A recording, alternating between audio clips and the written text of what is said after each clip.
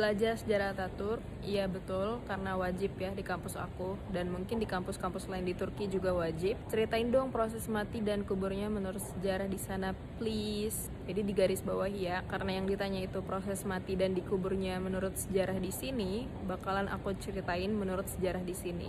Jadi nanti jangan pada komplain kalau misalnya nggak ada bagian kuburan bau busuk atau jasad yang tidak diterima tanah, karena cerita seperti itu tidak ada di sejarah di sini, di Turki ini. Kalau kalian tanya orang Turki pun, kemungkinan besar mereka nggak akan tahu. Jadi Mustafa Kemal atau yang lebih dikenal dengan Atatürk itu meninggal pada tanggal 10 November 1938 di Istanbul pada usia 57 tahun. Dan dia tuh meninggal setelah menderita penyakit sirosis hati. Meninggalnya setelah sakit-sakitan. Penyakitnya ini tuh baru didiagnosis pada awal tahun 1938, tahun yang sama dengan tahun kematiannya. Nah, soal penyebab penyakitnya ini, katanya terinfeksi virus yang dia dapat waktu bertugas di Timur Tengah. Karena kan sebelum jadi presiden, dia tuh di militer dulu.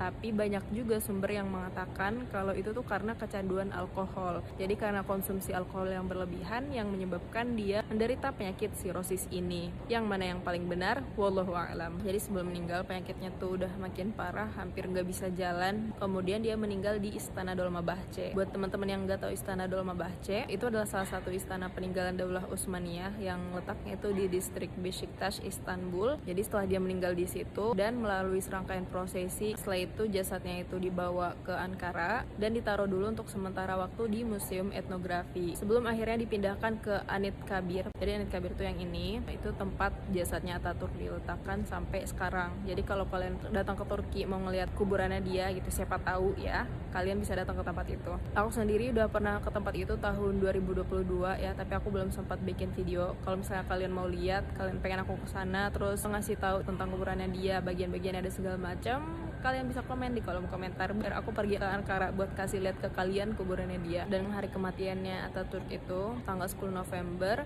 jam 9:05 pagi. Pada tanggal itu, pada jam dan menit itu nanti akan ada sirene dan orang-orang akan mengheningkan cipta selama kurang lebih 2 menit. Jadi mau lagi di jalan, lagi di kendaraan, di mana-mana gitu, orang-orang pada berhenti dulu dan hening cipta selama 2 menit. Jadi begitulah kematian Ataturk menurut sejarah di sini. Görüşürüz.